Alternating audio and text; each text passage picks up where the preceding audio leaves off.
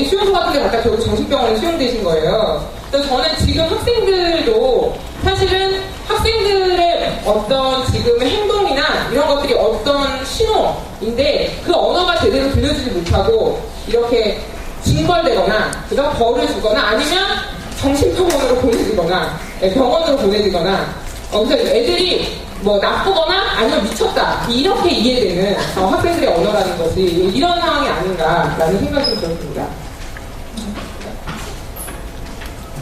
그래서 이제 학교폭력에 관한 이야기가 굉장히 많이 이제 전공 학생도 들어갔는데요.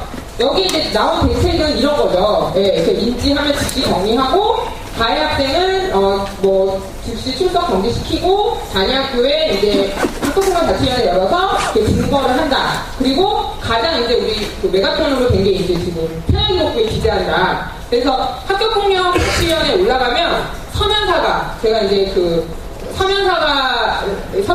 사가 편지를 쓰는 거예요. 쉽게 말하면 사과 편지를 쓰는 것부터 폐하까지 1호부터 9호까지 다 생활기록부에 기재되도록 되어 있거든요. 그러니까 친구야, 내가 너 한 대 때려서 미안해. 이렇게 해서 뭐 이렇게 쓴단 말이죠. 그럼 그게 생활기록부 이 학생은 학교폭력에 대한 가해자로 피해자에게 서면 사과를 한 적이 있어요. 이제 이런 식의 이제 기재가 되는 거죠. 예. 그래서 이게 이제 그 학생들과 학부모들에게 이제 엄청난 이제 반발을 지금 하고 있는 그런 상황이고요. 뭐 어쨌든 그렇습니다. 그래서 저는 사실은 제가 학교폭력 문제를 이제 고민하면서 제가 교사로서 굉장히 고민했던 거는 저는 이런 거예요. 저는 오히려 그러니까 뭐 학생들이, 아니, 어느 인간이든 싸우지 않는 인간이 없는 것 같거든요?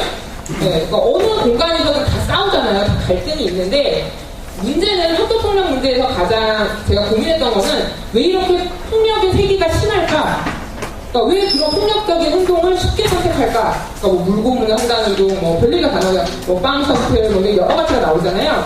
그러니까 그런 것들을 왜 그렇게 쉽게 선택할까? 그리고 피해자 학생들은 왜 그 지경이 되도록 아무도 말을 하지 않을까?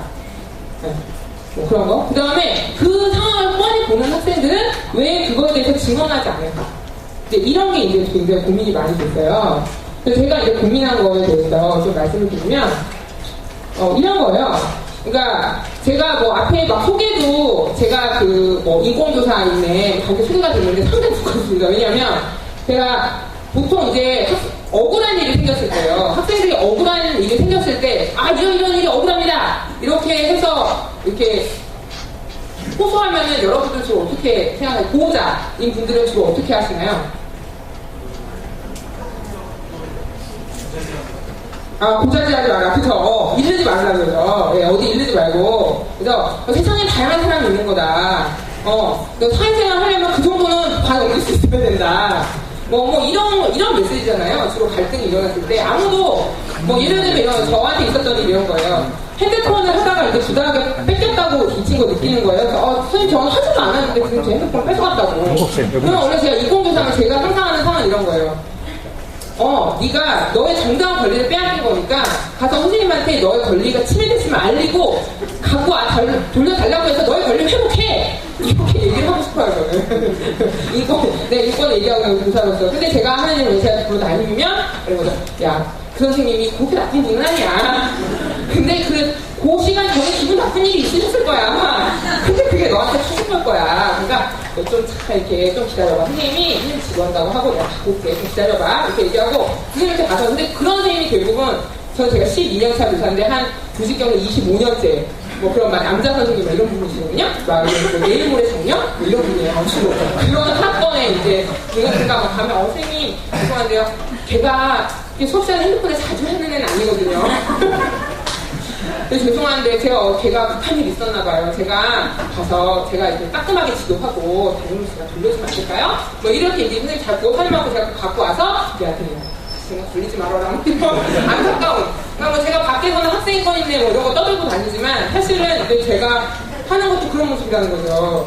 그러니까 사실은 제가 이 말씀을 왜 드리냐면 평소에 학생들에게 억울한 일이 생겼을 때 이거를 네가 정당한 권리를 침해됐으니 네 권리를 찾아 라고 하는 메시지가 어느 순간에도 없습니다. 그러니까 주로 학생이 받는 메시지는 그럴 수도 있는 거지. 뭔가 다른 사정이 있었을 거야. 그러니까 진짜 피를 보거나 이런 거 아니면 네가 참아. 뭐 이런 메시지가 많은 거죠. 그리고 저는 또 하나는 이런 문제가 있다는 생각이 드는데요. 저도요, 그러니까 이 폭력이라는 게 오히려 전혀 모르는 사람한테, 그러니까 지나가다가 뭐 어느 사람에게 막 뒤통수를 확 쳤다. 이러면 저는 경찰에 신고할 수 있을 것 같아요. 네. 근데 뭐 예를 들어 나의 가족이, 또는 나의 남편이, 아니면 내가 관계를 맺고 있던 친구가 나한테 폭력을 행사했다. 라고 했을 때는 사실 신고라는 방식을 쉽게 쓸 수 없거든요. 근데 대부분의 이 폭력은 다른 폭력도 그렇지만 뭐 성폭력도 마찬가지잖아요. 이미 관계를 이루고 있는 관계에서 폭력이 일어난다는 거죠. 그래서 초기에 폭력이 일어날 때 쉽게 인지하고 자기 스스로 방어해야겠다라는 느낌이 쉽게 들지 않는다는 겁니다. 그리고 어쨌든 일상적으로 뭔가 학생들 할 때 학교에서 뭘 할 때 뭐 이유를 알려주거나 이건 이렇게 해서 하는 거다 이러지 않잖아요. 대부분 뭘 할 때 선생님 이거 왜요? 그러니까 최근에 이제 정서행동 반응 검사라는 거를 했어요. 근데 그런 걸 하면 막 애들이 이제 너무 하기 싫은 이걸 막 2차, 3차에 걸쳐 계속했거든요. 그러니까 선생님 진짜 이런 거 왜 하는 거예요? 맨날 자살하고 싶냐고 물어봐. 진짜 자살하고 싶네. 애들이 정서는 거기 막 그런 질문이 있어요. 자살하고 싶냐, 우울하냐 이런 걸 막 끊임없이 물어봐요. 애들한테. 내가 3차쯤 이제 하고 나면 이제 짜증이 나는 거죠. 근데 그거에 대해서 왜 하는지 저도 잘 모르는 거예요. 그래서 됐다고 그냥 그 학교에서 하는 거니까 니네 정신건강 위해서 하는 거야. 뭐 이렇게 된다는 거죠. 그러니까 학생들한테 뭔가를 할 때 이거에 대해서 네가 동의를 받았니? 뭐 아니면 네가 이걸 견딜만 하니? 이런 식으로 이제 질문하는 게 사실 학교 없다는 거예요. 그러니까 주로 고통은 참아야 되는 거고 인내해야 되는 거고 주로 이런 메시지들이 사실 학교에 있는 거죠. 그래서 저는 그러니까 사실 제가 또 하나 끔찍했던 건 뭐냐면 폭력과 장난의 경계가 뭘까 이제 이런 생각을 했을 때 막 물고문을 했다고 하잖아요. 그러면 사실은 이게 지금까지는 막 애들이 막 이제 물로 막 장난을 친단 말이죠. 막 이렇게 물로 막 장난치고 근데 이제는 제가 교사로서 저 물줄기가 몇 도의 각도로 누구를 향하고 있는지 이런 거를 제가 막 파악해야 될 것 같은 거예요. 왜냐면 그거를 간파하지 못하면 담임 책임이잖아요. 지금 시스템에서. 근데 사실은 이게 폭력인지 장난인지를 이렇게 감지할 수 있는 건 누군가요? 피해자 당사자죠, 당사자. 사실. 그러니까 폭력에서 폭력을 감지하는 기준을 가진 사람은 당사자라고 생각하거든요. 근데 그 당사자여야 할 모든 학생들이 사실 일상적으로 내가 내 인권을 침해당하고 있나? 내가 폭력적으로 뭔가를 당하고 있나? 이런 질문을 가진 적이 없다는 거죠. 주로 못 참아서 이렇게 못하겠다, 안 하겠다, 이런 주로 하는 게 많아. 그렇게 해야 대학 간다. 그렇게 네가 참고 해야 돼 학교 공동체의 교육을 따라야 되지 않겠냐. 계속 그런 메시지를 받는 거예요. 그러니까, 왠지 내가 여기서, 고자질하면 왠지 쪼잔하는가. 이렇게 이제 많이 학습이 되는 거죠. 그래서 사실은 이렇게 인권교육이나 이런 거 생각하면 애들이 개발해진다, 싸가지 없어진다, 이런 식의 걱정들을 많이 하시는데 저는 어쨌든 계속 뭔가에 대해서 네가 동의하니? 아니면 견딜만 하니? 이런 질문을 할 때만이 사실 이런 감각들이 폭력과 장난의 경계를 이렇게 구분할 수 있는 감각들이 생길 거라는 느낌이 드는 거예요. 제가 이제 이거를 왜 이렇게 느끼게 되냐면 이제 어떤 선생님이 이게 수업 끝나고 약간 쉬는 시간 됐더니 둘이서 싸대기 때리는 놀이를 하더래요. 이제 중학교 반에 싸대기 때리는 놀이를 하더래요. 그래가지고 선생님 너무 걱정이 되셨대요. 그래서 근데 그렇다고 하지마 이거 완전 꼰대잖아요. 그러니까 그 선생님 이제 공부하는 고민하는 선생님이니까 어떻게 해야 될까 이러다가 이제 같이 하자 이렇게 하신 거예요. 선생님이 저를 시계 때린다고 제가 선생님을 욕할 수 없잖아요. 네, 그잖아요. 이렇게 아픈데 씨발 할 수가 없잖아요. 근데 그럴 때 너무 난감하다라고 계속 얘기하셨는데 저는 그때 느낀 게 뭐냐면 이 친구는 폭력과 장난의 경계를 정확하게 알고 있구나. 그러니까 폭력이라는 거는 그 물리력의 힘이 권력이 개입됐을 때죠. 그러니까 단순히 물리력을 쓰느냐 안 쓰느냐가 아니라 권력이 있어서 내가 초기에 그 물리적인 폭력에 대해서 내가 씨발 이렇게 얘기하거나 뭔가를 얘기할 수 있으면 그게 이제 잘못되지 않는데 이게 이제 권력이어서 내가 이렇게 얘기하면 저희한테 어떻게 될 것 같은데 지켜봐야 될 것 같은데 이렇게 되면 이제 그게 폭력이 되는 거죠. 네. 그래서 사실은 당사자가 그러니까 당사자 소위 말하는 가해자 피해자 폭력을 당하는 사람 폭력을 행하는 사람이 어떤 권력 관계에 있는가 사실 이런 것들이 행위보다 훨씬 중요한 요소라는 생각이 들었어요. 네. 그래서 사실은 이런 것들을 위해서도 사실은 늘 학생들한테 이거 내가 동의한 건가? 내가 이거 할 만한 건가? 이런 질문들이 좀 계속 돼야 된다. 그리고 우리가 좀 평등한 관계를 맺고 있나? 뭐 이런 질문들이 돼야 된다라는 생각이 들었습니다. 그래서 이제 하루를, 이 학생들이 왜 이제 이런 질문을 못 받는 하루를 제가 좀 구성해 봤는데, 제가 이제 국어교사거든요? 그래서, 제가 이제 국어교사에서 제가 늘 쓰는 게 학교에서 가장 즐거운 순간과 가장 긴장된 순간을 써보라고 했어요. 네, 중학교에서 가장 즐거운 순간 언제였을까요? 네, 점심시간에 생돈가스 나올 때. 그러니까 그냥 맨날 냉동 돈가스를 먹었다가 글을 쓰던 시기가, 제가 그 수업을 하던 시기가 직영급식으로 바뀌는 직후였어요. 그러니까 이제 맛있는 돈가스가 나왔던 거예요. 직영급식이 나오는. 그래서 제가 그때 느낀 게, 내가 백날 수업 준비 해봤자 생 돈가스만 먹었구나. 복지가 엄청 중요하다. 공부 하나도 안 중요하다. 내정이랑 급식이 학교에서 대박이다. 그런데 어쨌든 그렇습니다. 그리고 애들이 가장 이제 긴장된 순간에 쓴 것 중에 한 글이에요. 그래서 제가 보면, 학교에서 내가 버스를 타고 가는데 학교에 들어가는 게 힘들다. 학교는 가장 긴장되는 순간이다. 손에 땀이 차오르고 머리는 움츠려드는 느낌이다. 안 걸리도록 귀는 보이게, 마이는 들고. 그러니까 이게 한 2008년도 정도 되니까 이제 아직 이제 머리가 있었던데요. 그래서 귀는 보이게, 마이 검사하죠. 교복 검사. 마이는 들고, 상기된 시선들이 날 쳐다본다. 눈동자를 마주치지 않게 고개를 숙이고 내 눈은 멈춰있다. 두 주먹을 폈다 접었다를 반복하며 눈은 땅을 계속 주시하며 마치 경고를 하듯 빨리 지나간다. 제가 한번 해볼게요. 네. 근데 이 친구가 뭐라고 제시하는지 보세요. 여러 명의 사람들이 눈을 피해 들어오는 순간에 쾌락. 심장은 요동을 치고 피가 너무 빠르게 요동친다. 주먹은 꽉 쥐고 팔자주름을 새기며 환하게 웃으며 들어온다. 그때는 아무것도 머리 없다. 세상을 다 얻은 것 같은 기분이다. 다시 눈동자를 깜빡거리며 한마디 한다. 야, 내가 걸린 머리냐? 안 걸려. 긴장을 안 한 척한다. 그러니까 교문을 안 걸리고 통과했다는 사실만으로도 이런 긴장감이 매일 있는 거예요, 학생들한테. 네, 매일. 그래서 제가 교회를 하면요, 이제 애들이 이제 막 세잖아요. 근데 안 온 애가 있으면 교문을 통과하고 안 하고 굉장히 큰 사건이에요. 그러니까 안 온 애는 걔 교문에 걸렸어요. 또 뭔 사안으로 걸렸어요. 이게 굉장히 중요한 사건인 거죠. 그래서 어쨌든 아침 임무를 시작할 때가 이제 이렇게 이제 시작이 되는 거죠. 그죠? 근데 이제 교복도 애들이 이제 왜 노페를 이렇게 많이 입을까. 근데 제가 이제 2008년도 애들이 막 노페를 입기 시작할 때였어요. 이게 이제 갑작스러운 현상은 아니거든요. 근데 그날도 이제 저희 학생부장님이 노스페이스는 교복이 아닙니다. 노스페이스 입고 온 학생들은 당장 교문에서 뺏어서 부모님께 돌려드리겠습니다. 이런 방송이 나왔었어요. 중국시간에. 그래서 제가 5교시에 들어가서 시쓰기 수업을 했었어요. 근데 이제 그 친구가 뭐 수업을 잘 안 듣는 친구예요. 원래 주무셔야 되는 친구인데 그 방송을 점심 먹으면 주무셔야죠. 그래서 근데 방송을 듣고 뭔가 뒷받치시는 게 있어서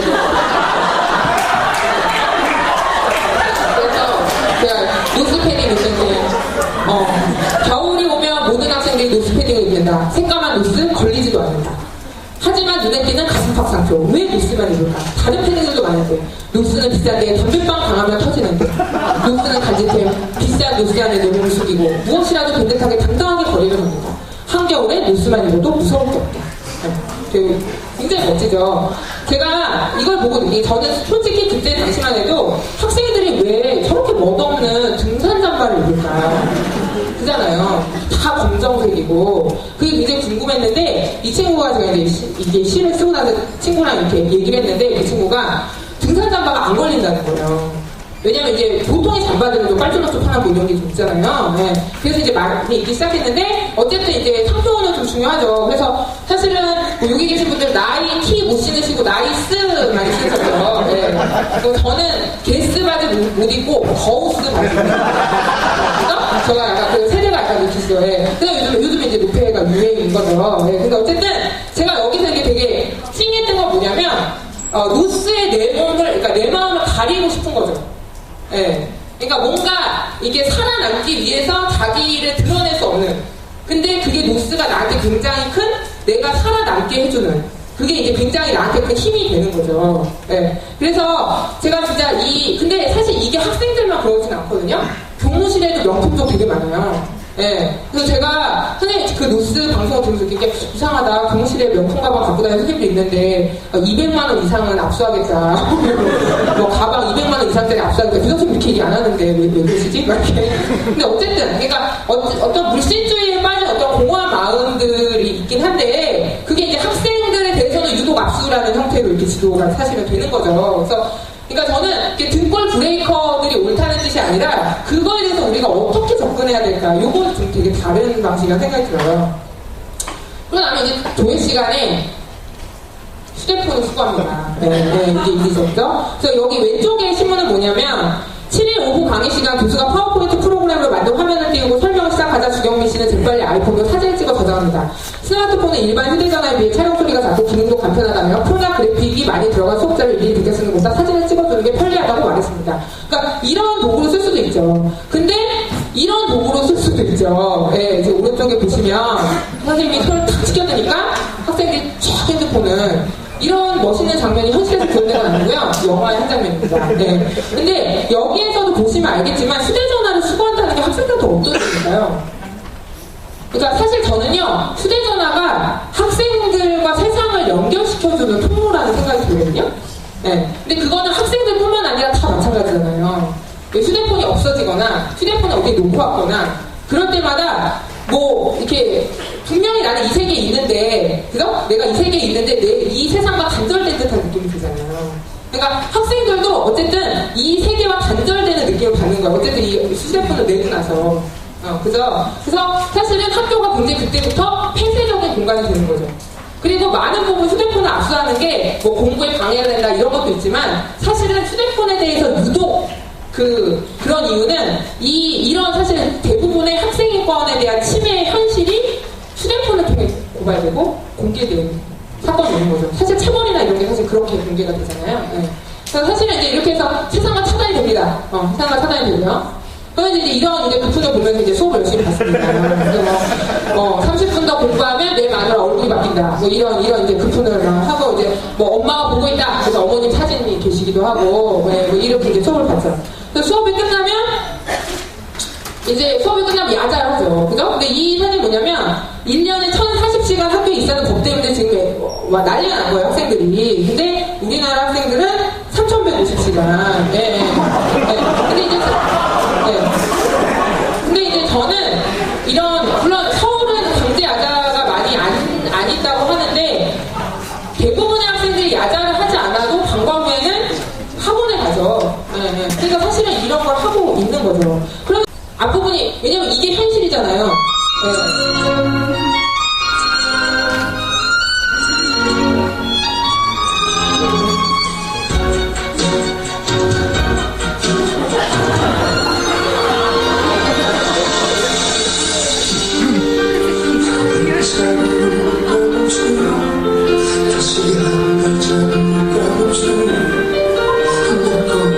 야자 감독이 지나가는 거죠. 시작한 지 몇 분 야자 감독이 눈치 보고 공부하는 척 하는 거죠.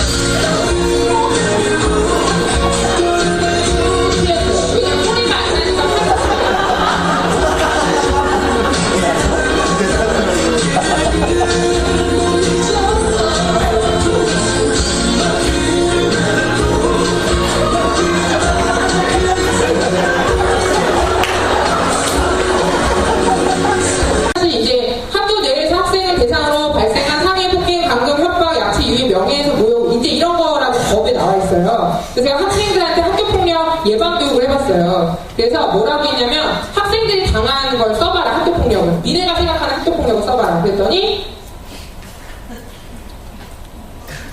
뭔지 아시겠죠? 학생이 당하는 학교폭력이에요. 이거 방송으로 맨날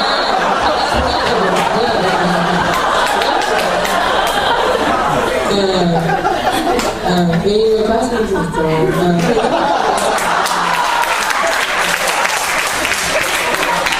그러니까 친구가 제가 이게 되게 인상적이었는데 보통 회의를 하면 1,000원 거둘까 2,000원 거둘까를 논의한대요. 근데 일진 형들도 너 용돈 받았어 안 받았어? 너 오늘 1,000원 줄 수 있어 2,000원 끊어질 수 있어? 이런 거 물어본다는 거예요. 전혀 부수적이지 않다는 얘기를 원장님이 했었고요. 그래서 어쨌든 그러니까 사실 학교의 어떤 문화들이 사실 일진이 소위 말하는 한다는 행위들과 크게 이제 다르지 않다 뭐 이런 걸 좀 보여주는 거고요. 그래서 물어봤어요. 왜 말하지 않니? 그랬더니 일본 원전이 터져서 모두가 우리나라도 방사능이 오는데까 막 애들끼리 막 미리 중이었어요. 선생님이 들어오셔서 선생님 원전이 터지면 어떻게 되나요? 그랬더니 선생님이 쓸데없는 일을 말하지 말고 그랬구나. 그래서 애들은 아니 원전에 터져서 다 같이 기억하를 낳는 것도 별일이 아닌데 친구가 몇 대 맞는 게 내가 뭘 그렇게 큰일이냐.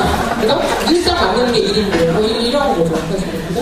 그래서 그러니까 학생들이 학교 폭력을 당했다 그러면 상담소에 보낸다고 하는데 학교는 정말 숨쉬기가 힘든 곳이에요 라고 아이가 호소해도 상담자는 내 학교는 어떤 곳이야? 라고 묻지 않는다. 학교에 있으면 숨쉬기 어려운 모양이군요 라는 식으로 아이가 느끼는 감정에 초점을 맞춰서 아이의 느낌을 명확한 말로써 되돌려준다. 이것은 문제 설정의 바꿔치기다. 본인의 감정이야말로 문제의 중심이란 설정이 이루어지는 것이다.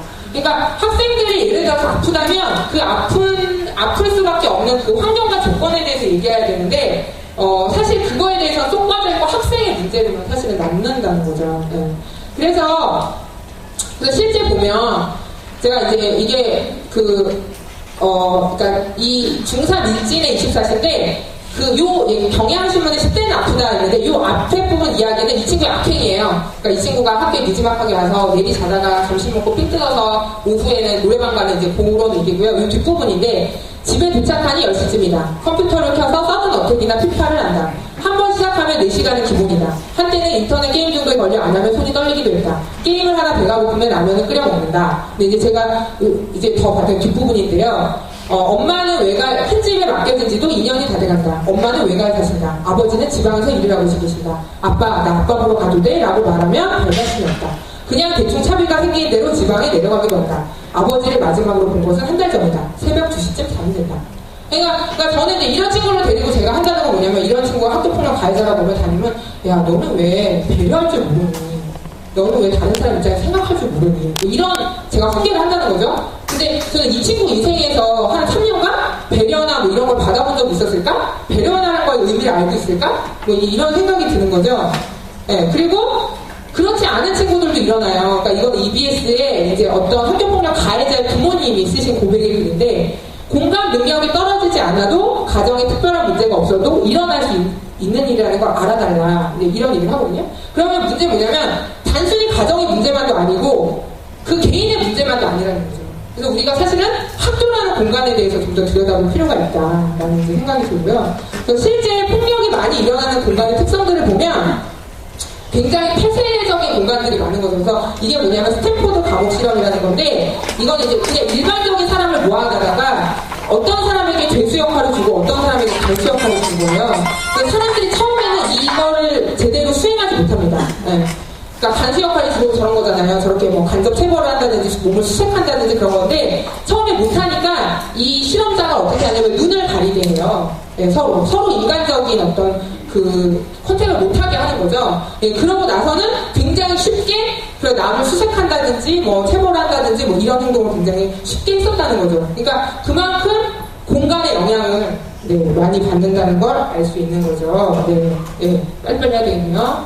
그래서 사실은 그러니까 학교폭력이 어디에서 일어나느냐라고 이제 고민할 때 사실은 굉장히 학교에서 많은 이제 폭력적인 것들이 계속 일어난다는 거고요. 그래서 학생들한테 이렇게 얘기를 하죠. 이렇게 맞을 짓을 니네가 맞을 짓 했으니까 맞아야지 이렇게 얘기를 하는데 사실은 맞을 짓이 있는 건지 아니면 맞아도 되는 사람이 있었던 건지 이제 이거에 대한 고민이 드는 거죠. 그래서 실제 학생들이 맞아야 된다고 얘기를 하는데요. 이제 한번 생각해 보세요. 그러니까 지금까지 이게 맞을 짓이었던 거예요. 숙제를 안 하고 수업 시간을 보는데 사실은 이런 행동을 한 사람들을 우리가 때리지는 않잖아요. 네. 그러니까 사실은 맞을 짓이 있었던 게 아니라 이 학생들에게 그러니까 학생이라는 이유로 사실 강요돼 왔다는 걸 좀 알 수 있고요. 그래서 요거는 보면 재밌는데 죄송합니다. 하여튼 이게 벌점에 관한 거예요. 벌점에 관한 영상인데 어쨌든 이제 뭐 학생들이면 알겠지만 벌점을 딱 받을 때 학생들의 기분이 어떤 거냐면 내가 이것을 잘못했구나 이런 걸까요? 아니면 오늘 좆됐다 오늘 뭐 좀 운이 안 좋다 이런 걸까요? 후자도 운이 안 좋죠. 왜냐면 벌점이 제대로 되려면 전 교사가 CCTV가 돼야 되거든요. 그러니까 동일한 순간에 동일하게 벌점을 매겨야 되는데 대부분 선생님들 굉장히 바빠요. 벌점을 매기기에는. 그러니까 기분 안 좋을 때 걸리는 거예요, 애들이. 그러니까, 그러니까 상점도 선생님이 기분 좋을 때 해야지만 받을 수 있어요. 네. 그러니까 여기에 나온 동영상에 보면, 뭐 선배에도 인사하고, 후배에도 인사하고 계속 인사하는데 선생님이 나를 안 봐. 그래서 상점을 못 받아. 뭐 이런 게 나오거든요. 그래서 어쨌든 이제 이렇게 굴러간다는 거죠, 학교가. 그러다 보니까 학생들이 사람에 대한 예의를 배우는 게 아니라 힘에 대한 예의를 배우는 거죠. 힘 있는 사람한테 잘못을 할 때는 굉장히 혼나지만 힘 없는 사람한테 잘못을 할 때는 안 걸리거든요. 네. 그래서 사실은 학교 안에는 이런 피라미드가 사실은 존재하는 거죠. 평등하지가 않은 거죠. 그러니까 왜냐면 인간에 대한 예의가 아니라 힘에 대한 걸로 구축되어 있기 때문에. 그래서 사실은 그 교실 안에도 이제 뭐 이런 학생들 자리조차도 뭐 이렇게 배치됐다 뭐 이런 것도 있는 거서 학교가 그렇게 균등한 공간, 힘이 균등한 공간이 이제 아니라는 거고요. 그래서 사실은 교사에 대한 그 공격이 되게 많다고 얘기하는데, 그러니까 그런 얘기인 거죠. 인간의 개인에 대한 공격은 굉장히 안 되지만, 예를 들어서 우리가 뭐 이명박에 대해서 주방이라고 얘기할 때 그거를 이명박 개인을 욕하는 건 아니잖아요. 근데 이명박 정권의 정책에 대해서 욕하는 방식인 거죠. 근데 담임이라는 사람의 권력을 생각해보면 입법하고 행정을 다 하거든요. 3월 2일에 정해요. 이거 지각하면 남는 거야. 뭐 하면 뭐 자리 바꾸면 뭐 어떻게 할 거야. 이제 정해요. 그 다음에 이제 적발하죠. 한 2주 때 되면. 그죠? 적발하죠. 그리고 사법을 출동해요. 삐요 출동해가지고 이제 적발해서 벌을 줘요. 그죠? 그러니까 경찰 역할 다 하는 거죠? 그러고 나서 행정도 해요. 온갖 걸 다 걷어요, 담임이. 그러니까 사실은 거의 담임의 왕국인 거죠. 네, 많이 하겠습니다. 그래서 어쨌든 권력의 대상일 때 교사들이 이런 이제 그런 공격의 대상이 되기 쉽다라는 거고, 사실 이렇게 힘의 구조가 구축돼 있기 때문에 학생들이 교사도 똑같이 대접하는 게 아니라 특히 여교사에 대한 공격이 더 심하다. 왜냐면 자기한테 힘을 쓸 수 없는 존재니까. 네. 그래서 사실은 이런 생각이 막 듭니다. 근데 저는 이게 학생들만 그런 것까지는 않거든요. 그러니까 사회도 보면 사실은 평등 공간이 아니잖아요, 저희가. 그죠? 여기 거의 뭐 가축에 가까우신 분들이 많을 것 같은데 어디들 사시는지 잘 보시고요. 네. 그죠? 네, 가축이 우리 잡식이 뭐냐면 가축이 그 다음에 결혼 정보에서 이렇게 등급을 보면 10위권에도 들지 못하실 거예요, 대부분은. 네, 그죠? 네, 새로운 여성 같은 경우는 키와 몸무게가 100점이고 학벌은 60점이에요. 그러니까 공부 잘해도 키와 몸매가 안 되면 결혼할 수가 없어요. 어쨌든 이제 사회에 이런 차별의 요소들이 계속 있는 거고, 그리고 이런 차별을 정당화하는 제도들이 계속 우리가 사회에 있어봤죠, 그죠? 그러니까 노예가 사실은 이렇기 때문에 차별을 받아도 된다, 성질이 순하고 복종을 잘한다라고 하면서 실제 뇌의 크기가 되게 다르다라고 증명하려고 했는데 사실 증명이 안 됐죠. 네. 그래서 인종주의만 존재한다 이렇게 얘기하고, 노예제가 인종차별에서 비롯된 것이 아니라 인종차별을 계속 해왔기 때문에 노예제가 가능할 수 있었던 거죠. 네. 노예제 때문에 인종차별이 가능할 수 있었던 거죠.